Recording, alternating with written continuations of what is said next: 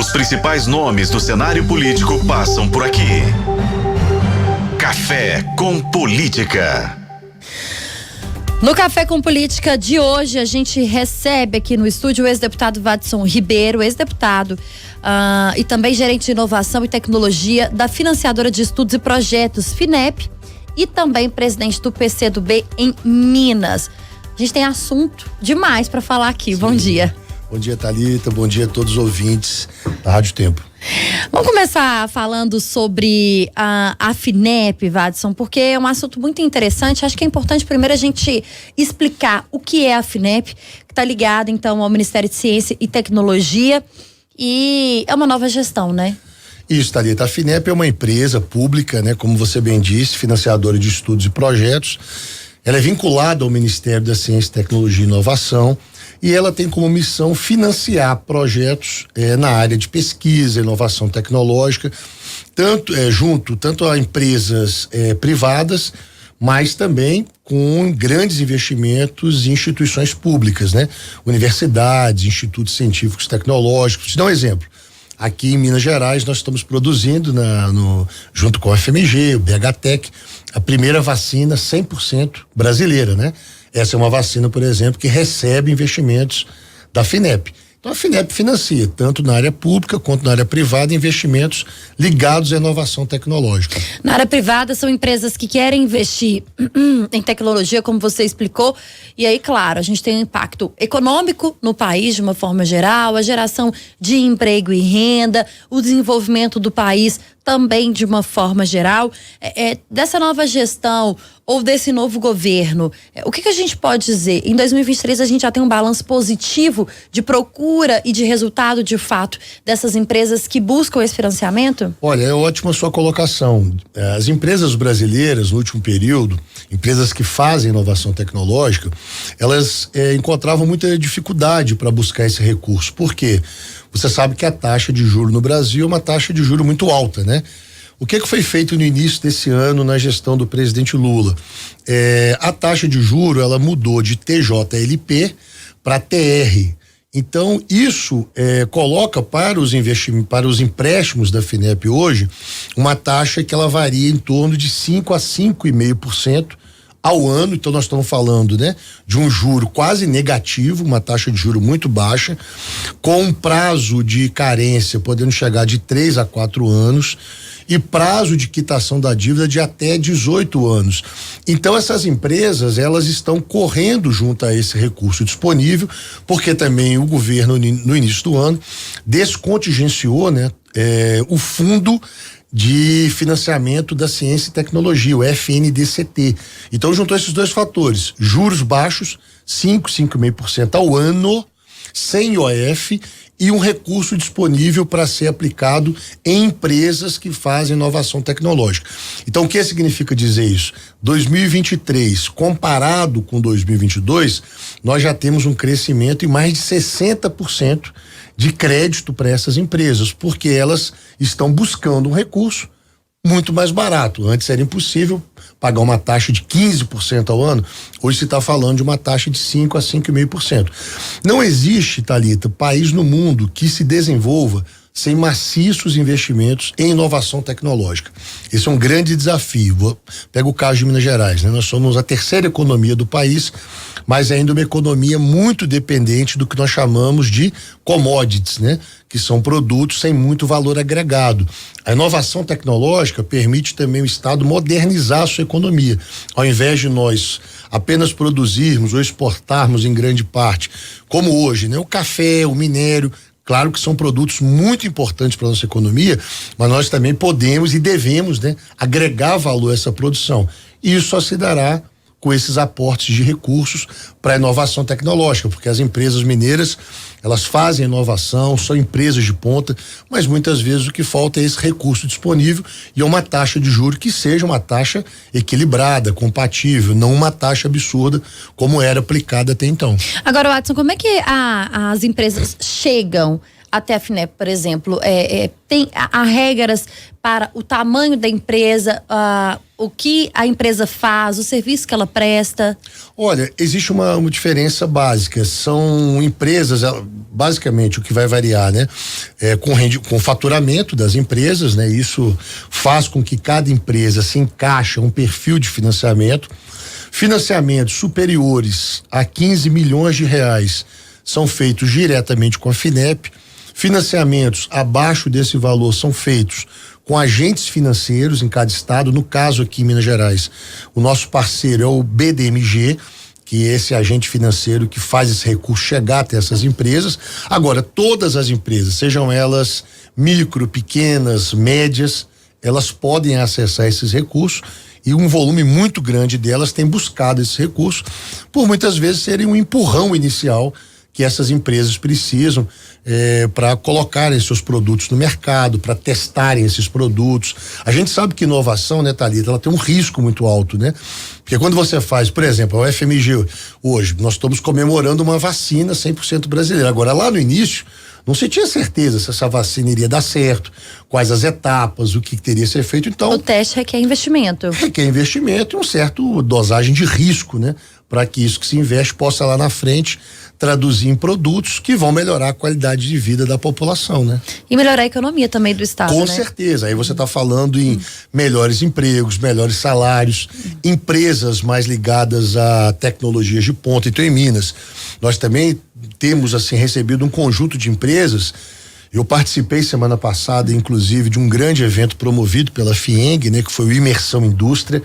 Tinha um espectro muito variado de empresas, né, participando desse evento e, claro que todas elas preocupadas com o quê? Como modernizar a minha empresa, como modernizar a minha produção e com isso elas terem mais ganhos, isso tem mais receita para o estado, melhores empregos, melhores salários. Acho que esse é o caminho, né? O Brasil, para dar esse salto no seu desenvolvimento econômico, precisa investir mais em inovação tecnológica.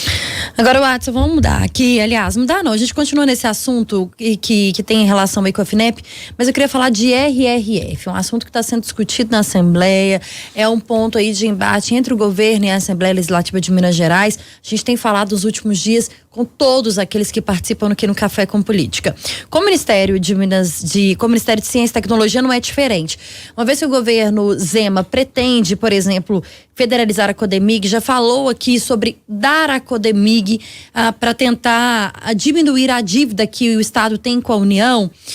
A gente vai conseguir ter, através do Ministério de Ciência e Tecnologia, um melhor uso do nióbio, por exemplo, que é aquilo que tem na Codemig? Olha, eu acho que o regime de recuperação fiscal que está sendo debatido na Assembleia é um regime que ele não deu certo, né, Thalita? Tem nenhum estado onde é aplicado, porque, veja bem, o governo ele vai, durante o período de vigência do regime, pagar um percentual da dívida menor, mas ele vai ter, ao fim desse ciclo, a dívida aumentada e vai ter as suas empresas públicas, no caso aqui eu estou falando da Copasa, da CEMIG, da Codemig, empresas não mais pertencentes ao Estado.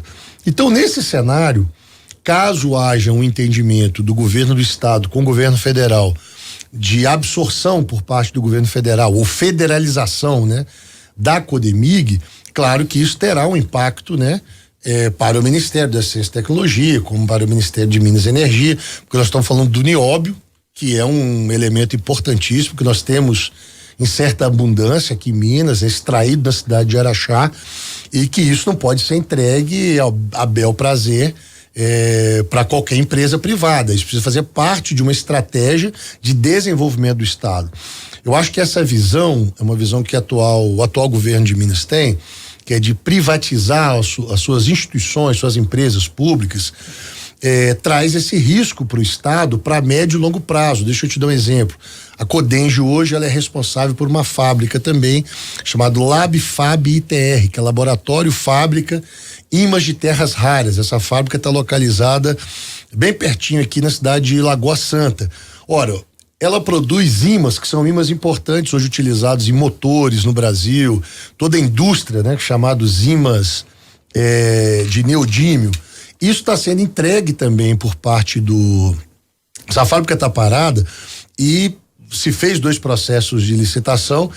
Empresas privadas não se apresentam para comprar essa fábrica. Por quê?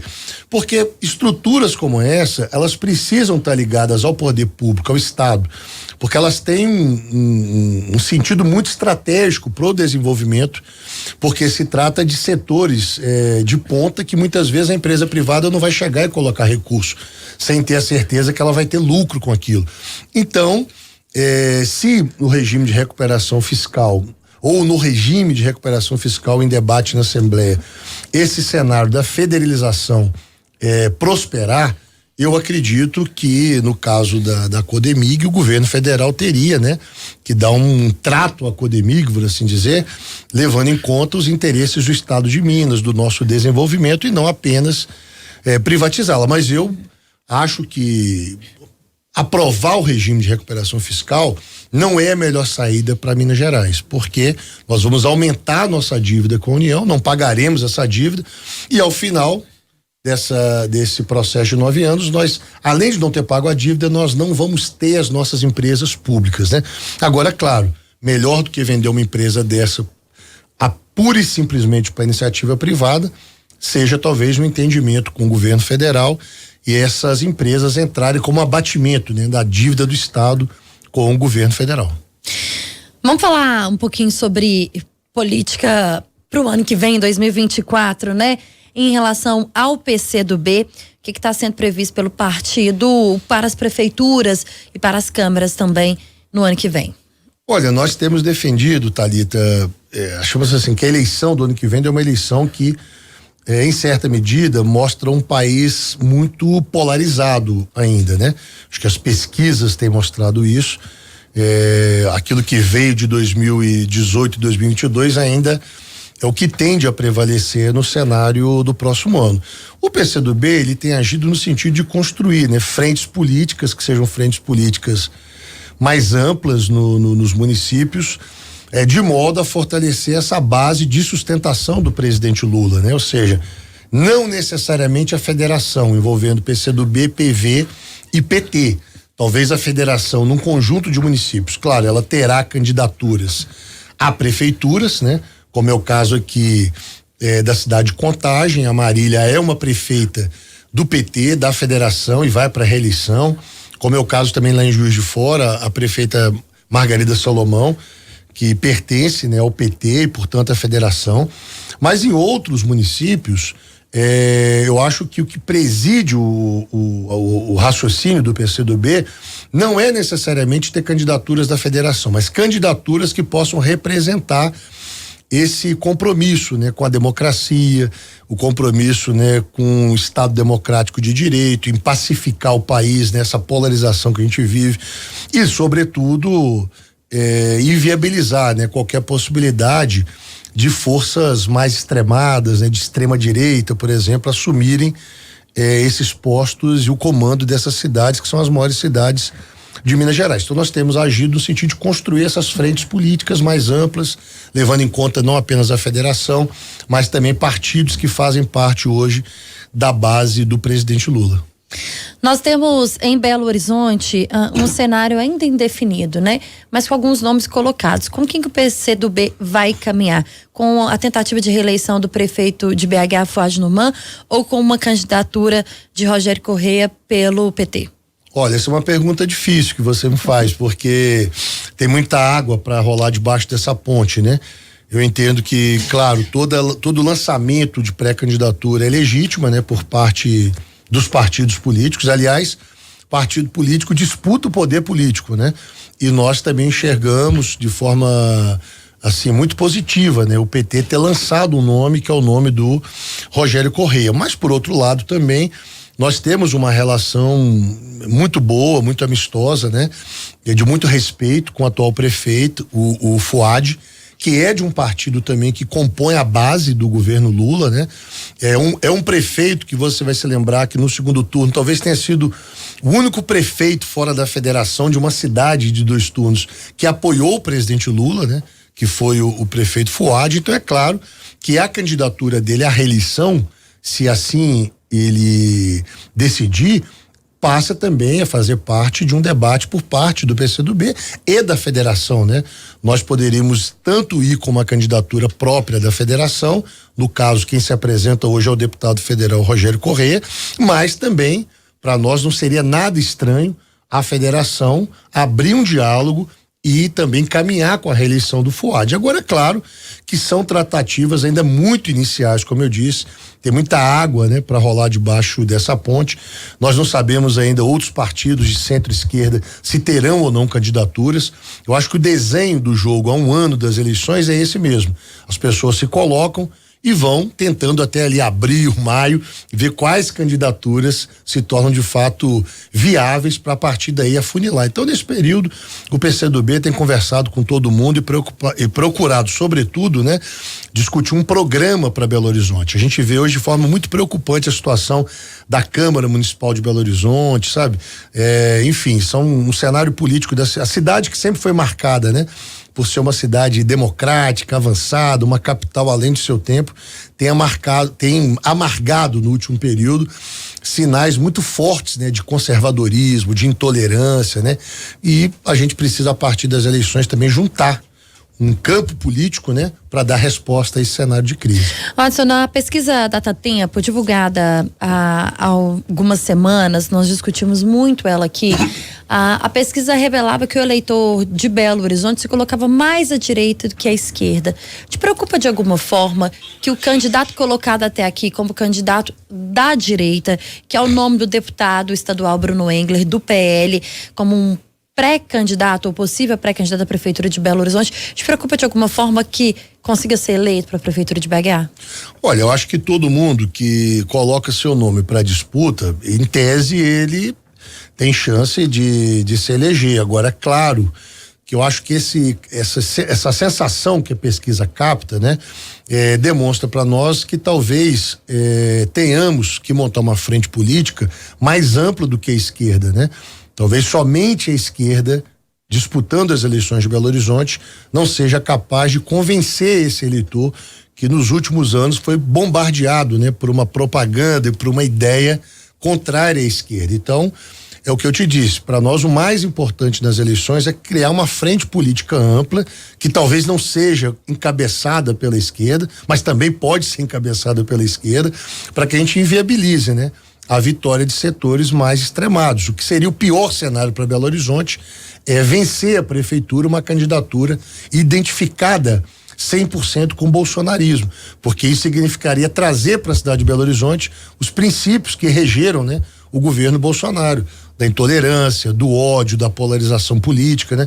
E eu acho que Belo Horizonte não precisa disso. A gente precisa encontrar um caminho de paz, de desenvolvimento, e talvez o único caminho para isso seja construir uma frente política muito ampla para inviabilizar a vitória de algum aventureiro na disputa do ano que vem. Nós estamos conversando no Café com Política de hoje com o presidente do PCdoB de Minas Gerais, Watson Ribeiro. No Café com Política, hora do bate-pronto. Para a gente encerrar a nossa entrevista, são perguntas objetivas com respostas objetivas. Combinado? O governo de Minas em uma palavra. Fraco. Inovação e tecnologia. Futuro. O governo Lula. Esperança. O que falta hoje no Brasil em relação a investimento e tecnologia? Falta maiores informações do que isso significa e esclarecer mais a população sobre métodos e meios de acessar esses recursos.